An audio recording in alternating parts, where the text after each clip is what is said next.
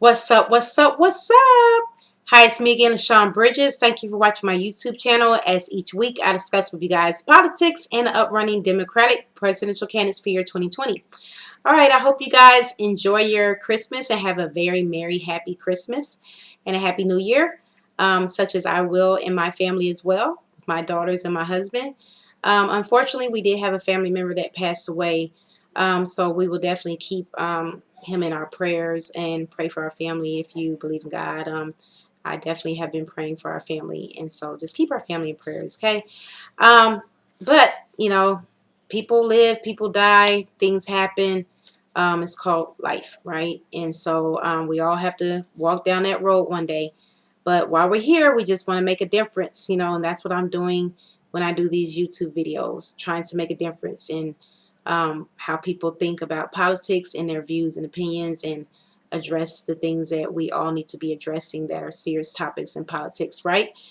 Okay, right. So get to the point of why I'm making this video. I'm going to discuss the Democratic presidential candidate debates. And so I have my notes right here.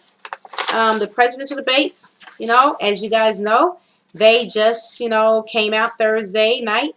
And a lot of the presidential Democratic candidates shared the same stage. And they were Elizabeth Warren, Bernie Sanders, Andrew Yang, Joe Biden, Pete Buttigieg, Tom Sawyer, and, of course, Amy Klobuchar. She's not going anywhere, right?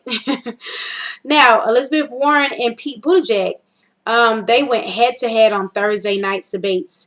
And I feel that Pete Buttigieg and Elizabeth, tensions were high, okay? And Pete Buttigieg, he came for Elizabeth. He was ready for her during debates, right? I mean, it was like he was been waiting for an opportunity to get at Elizabeth Warren.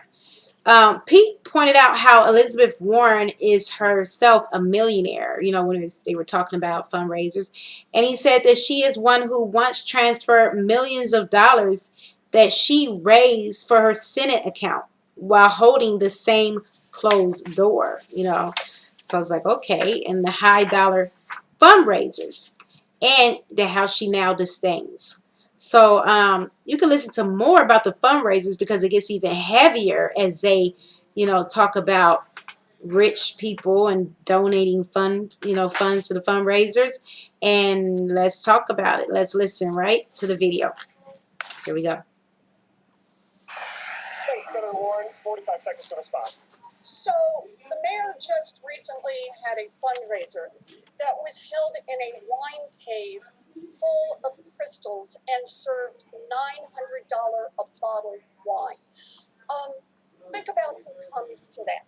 He had promised that every fundraiser he would do would be open door, but this one was closed door.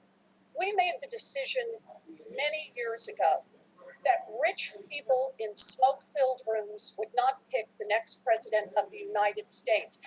Billionaires in wine caves should not pick the next president of the United States. Mr. Mayor, your response. According to Forbes magazine, I am literally the only person on this stage who's not a millionaire or a billionaire. So if this is important. This is the problem with issuing purity tests you cannot yourself pass. If I pledged never to be in the company of a progressive Democratic donor, I couldn't be up here. Senator, your net worth is 100 times mine. Now, supposing that you went home feeling the holiday spirit, I know this isn't likely, but stay with me, and decided to go on to PeteForAmerica.com and give the maximum allowable by law, $2,800. Would that pollute my campaign because it came from a wealthy person? No, I would be glad to have that support. We need the support from everybody who is committed to helping us defeat Donald Trump. All right, so there we go, folks. As you heard, the video, he was not joking around with her and not playing with her, and it became such a, somewhat of a heated topic right there, talking about the donors and the fundraisers and, about whether or not they should have been, having, fundraiser money coming from these rich people inside the wine caves, and it just got sort of heated. But you know what? Pete Buttigieg, he stood his ground. He came at Elizabeth Warren, and I mean, he really stood his ground, and he answered very clearly, and he was very bold on his statement, that he was addressing about the fundraisers. So that was very interesting to hear. But as he explained, Senator Warren's campaign, I mean, he feels is denouncing the same fundraiser guidelines that Obama went by. That's what he, talked about also further along when they was discussing fundraisers in another video. And I was surprised to see that Corey, getting off of that, I was surprised, okay, to see, let me say this, Cory Booker, all right? He wasn't there, okay? He wasn't on the debate stage Thursday night, right? That was shocking to me. He was not on the presidential debate stage. But just like Tulsi Gabbard and Julian Castro, Corey did not meet the polling or donor thresholds, unfortunately. It happens, guys, and he just didn't meet it. But I sort of thought that he probably would not be on the debate stage because, I mean, if you think about it, you guys, remember the last time that he was on the debate stage? And at the very end, I don't know if you guys were actually listening, but he was telling everyone, to go to his website. He was trying to tell everybody. And he was actually, to me, it sort of sounded like he was sort of making a plea, because he was trying to get people to donate to his campaign, okay? And it sort of sounded like, he was sort of trying to make his final plea probably, But, I mean, he tries to be a very strong candidate, despite, I think Corey, throughout the whole debates and throughout this whole presidential candidate campaign, he's been very strong candidate. And who knows? We might see Cory Booker later on down the road. I mean, in the future presidential candidate debate race. But despite his efforts, of course, he was not on Thursday night's debates. Okay. But, you know, only time will tell, right? He might just surprise us all and shoot back, on the debates again. But moving forward, okay, Joe Biden, on the other hand, has been trying to stand strong despite his criticism of his age, or the attacks on his son, you know. And during the debates, Joe Biden explained that if anyone who should be upset with the Republicans, it should be him. He said they've attacked him, his son, and his family. And I think Joe Biden's just fed up, right? Um, but according to Joe, we have to be able to get things done, and we can't convince them. We have to go out and beat them as we did in the 2018 election in the red states and the purple states, okay? And Joe took a jab at political, Tim Alberto, okay, when he joked around stating that Winston Churchill was the oldest president in history when Alberto looked confused. Alberto was like, wait a minute, what? He had a very puzzled look on his face, like, what are you talking about? Now, Joe quickly stated that I was just joking, and political doesn't have much of a sense of humor. And I thought those two statements was, very like humorous. But Amy Klobuchar was very sharp too as well during the debates, wasn't she? I mean, she has been like, to me, just not giving up at all. I like her charisma. I like her spunk. I like her dedication. And despite the fact that she's polling very low compared to the other candidates, she's not giving up. So I like her will to just keep going regardless, of her polls and still trying to hang on in there throughout the debates.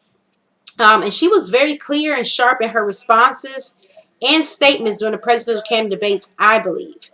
I mean, she really tried her best to stand out there through the debates. She cut in Buttigieg and Elizabeth Warren when they were quarreling about a fundraiser that was held at a wine cave. Like you just heard recently when they was discussing the fundraisers, full of crystals and filled with $900 a bottle of wine. And the quarrel was based on who should the Democratic Party nominee work for, and does fraternizing with the wealthy compromise his or her position. That was the whole quarrel that we just heard, when he was also talking about to Warren. They were back and forth about the wine, and everything, the wine cave. Now, moving forward, I'm going to talk about Amy Klobuchar. Okay. Well, Amy Klobuchar, she came strong, very strong during the debates as well. And she came after Pete Buttigieg and Warren while they quarreled. You know, she really did. She came after both of them. And she said, I did not come here to listen to this argument, she said. I came here to make a case for progress. I was like, okay, you know, and I have never been to a wine cave, and I have been to the wind cave in South Dakota, which I suggest you too. You go too. That's what she said. That's what the Minnesota Democratic explained. So I felt like that, I can feel her being very strong and very bold and jumping on in there and letting them know, hey, I didn't come here for all that. And she told them what she did come here for. um, but moving on to the debates, Yang also, businessman Andrew Yang, he did pretty good as well. For once, he had a pretty good challenge, being that he was the only non-white presidential candidate, right, that was left on the stage against all the other candidates. But I liked his charisma, I like his spunk, and I like his drive. I liked how Andrew Yang complimented the candidates of color who will not be on the debate stage, but he stated that he believed that Cory Booker will be back. And I agree. I have to admit, I agree with Andrew Yang 100%. I really do believe that once Cory get his money, his fundraising up there, that he will definitely be back in the debates. I don't think he's given up just yet. I can see Cory coming back and surprising us all. And we seeing him back on the debate stage, we hope, right? Because I like Cory. I think that he had some good pointers and some good policies, and I would like to see him hang on in there and not give up just so fast. I also liked how Andrew Yang pointed out that many people of color do not have the disposable income to donate to campaigns. That was a very good pointer. In a reference to both economic inequality and the role of money in politics, okay? So I felt like that was definitely, a very good pointer to address in those situations. He then pitched his idea of the universal basic income plan of $1,000 a month to every American adult. Okay. And he stated how he, missed both Kamala and Cory Booker and how they will be back, he felt. And like I said before, like with Cory, and I don't know about Kamala. I'm not sure if Kamala is going to be coming back, but I do believe that I feel that strongly that Cory definitely I wouldn't be surprised if I see him come back again and hang on in there and raise the money so he can continuously debate, and run for president. But I especially loved it when he stated if we had the freedom dividend of $1,000 a month, that he would not be the only candidate of color on the stage tonight. That's what Andrew Yang said. And that was a good pointer as well, because he was saying if everybody had this $1,000 a month, a lot of candidates would be able to have money to be raising for their campaigns and be able to run for president. And so, and I believe so, because the $1,000 a month freedom dividend that Andrew Yang is trying to push, on his main policy that he want to get passed if he becomes elected for president. I feel like it will definitely change the economy, and so many people will be able to do and live their dreams, that they've always wanted to live. And if they want to run for president, they could, because that would be some money that they could put aside to help fund their campaign to run for president, right? So, hey, I agree, Andrew Yang. I felt that was definitely a very good, strong pointer and a statement that he said. Now, throughout the debates, I was proud to hear Yang's strong answers. He has grown a lot, hasn't he, you guys? I mean, when we seen him, look at the beginning, when he was so quiet and so shy. Well, I believe. I mean, not quiet and shy, but he wasn't as verbal. I think he was just trying to feel everything out. He didn't know, when to come in, when to actually be a bulldog and actually jump on in there and speak his mind as far as in, the answers and give his answers and cut on in there. I don't think he knew when to cut in there, in the conversation of the statements that they were asking throughout the campaign debates. But I feel like that he finally was able to do that. Like as the debates went on, as we keep seeing the debates further along, he has grown tremendously, hasn't he? I believe Andrew Yang, he has definitely showed the world and showed us all that he is not giving up just yet. His polls have risen since he's been running for office.